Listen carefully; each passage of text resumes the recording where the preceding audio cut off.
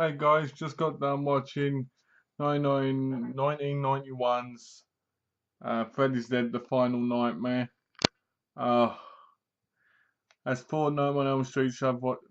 Sorry, that's four Nightmare on Elm Streets I've watched today. And to be honest with you, I wasn't too keen on it. But let me get started by telling you who's in it. So first of all, there's some kind of appearances in it, but we're interested like Roseanne Barr.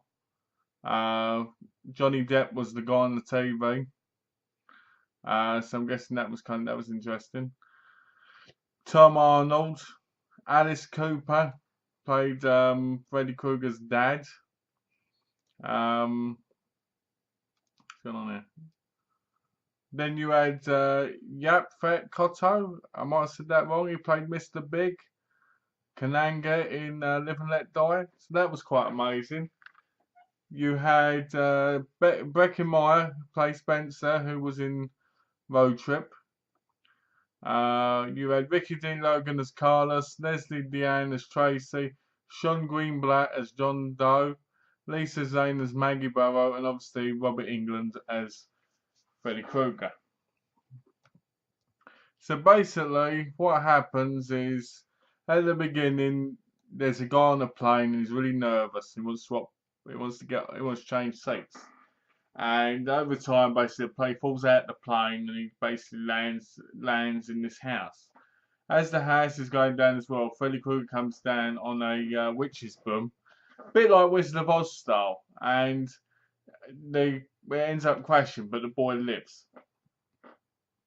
So he ends up going to a place where he ends up meeting Maggie Burrows, and they want to figure out basically what Freddy's up to and who he is. On the other hand, you've got Carla, Spencer, and Tracy going around, and they kind of get involved in it, basically. And through the whole movie, you kind of think, is John Doe, Sean Greenblatt, Jacob from and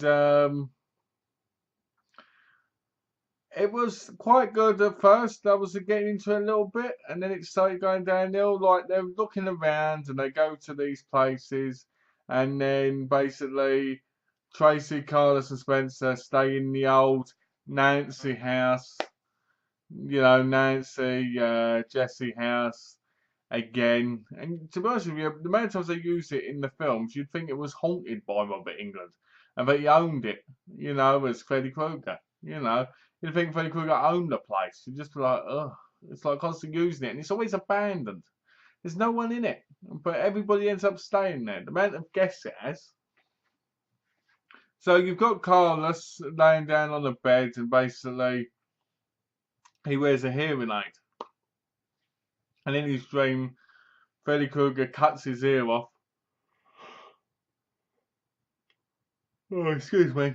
Cuts his ear off and then basically grabs hold of his hearing aid and just starts dancing around behind him, basically making fun of him because he can't hear him. And then he throws it down, puts it on, he drops his pins and does a scraping on the board so his head explodes. Nothing special. For Spencer, he says, "Come on, let's go, let's party, Baba," basically. And Spencer ends up in the TV and ends up in like a game thing where Freddy Krueger's playing a game on his TV and Spencer's like the main character. It's alright, that kill's alright. John Doe's is the funniest. He's falling from the sky and he pulls the parachute and Freddy Krueger goes, "Hey," and floats next to him. And he goes, "You haven't killed me because I'm your son." And he goes, "Wrong." And it says to him basically, "I kept you alive to lead me to my daughter." And you're like, And basically then he kills him and he pushes, then at the bottom he pushes like these spikes on the tray and then just sits there like, oh, oh. And it's just like, oh. So basically the film focuses way too much on comedy and some of it hits off and some of it's just terrible. The comedy is just bad. I mean, I want horror. I don't want comedy. There were points in the film where I was like, do I even want to keep watching? Because I want horror, not comedy. don't get me wrong, in the Nightmare on Elm Street, there's been quite a bit of dark humour. There's been quite a bit of dark humour, but it was different. This was really childish humour, you know. And the mask and the makeup just looked really bad. Like in the past ones, because it had that darkness to it, it looked like he was a burn victim. It looked like he had burns. On this, you could tell he had like a rubber mask on. So that was quite annoying. Another thing is this whole relationship with him having a daughter. It was just really creepy. It's like him having a daughter and nobody mentions it at all. And then basically what happens is she has flashbacks and he says, "Oh, my beautiful daughter," and all this. And she sees like what he was like as a kid and stuff. She sees that he used to get belted by Alice Cooper. And but he beat her mother basically to death. I'm guessing to death because she was out cold afterwards.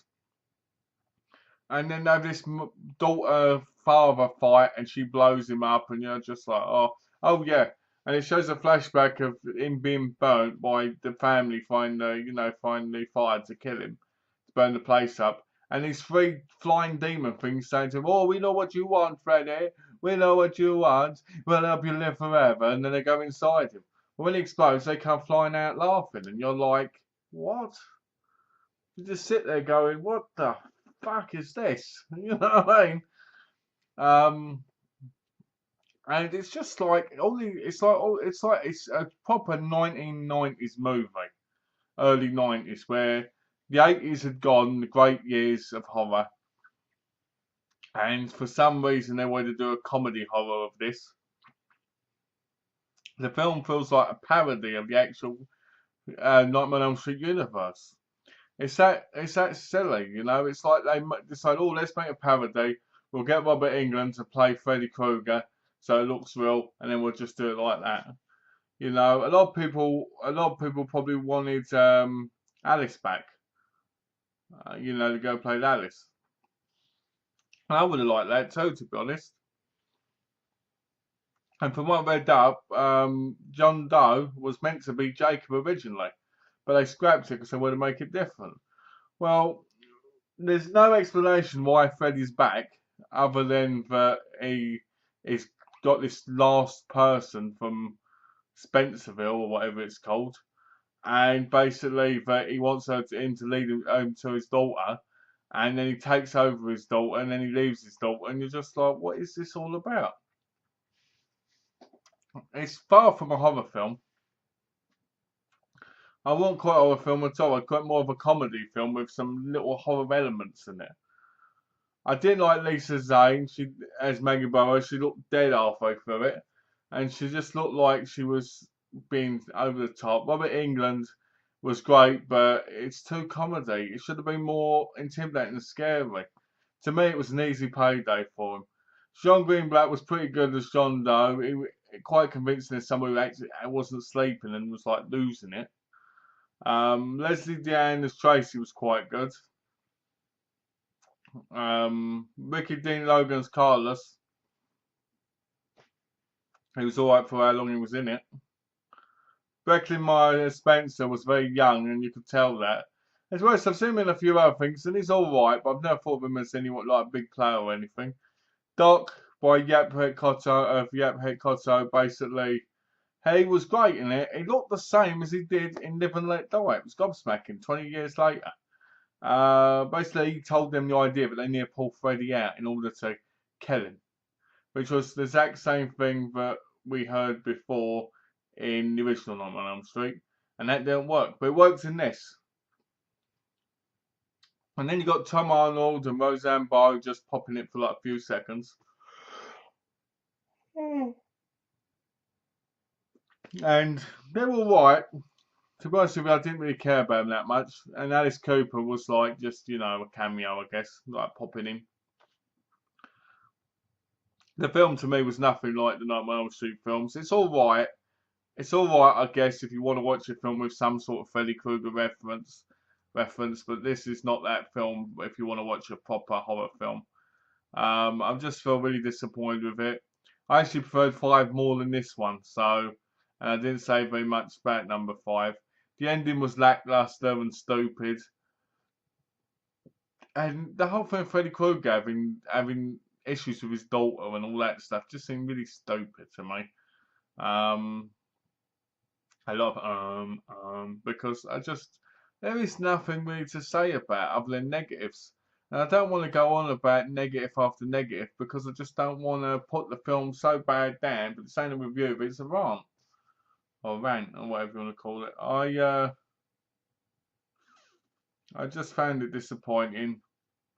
I would definitely say check it out because it's technically the last Friday the 13th film before New Nightmare.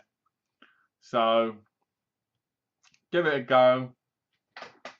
Nightmare on Elm Street 6, Freddy's Dead, The Final Nightmare. If you've watched the rest, give it a go. You'll either love it or hate it. Like me, you'll just probably sit there going, what the hell's going on? This is a load of crap.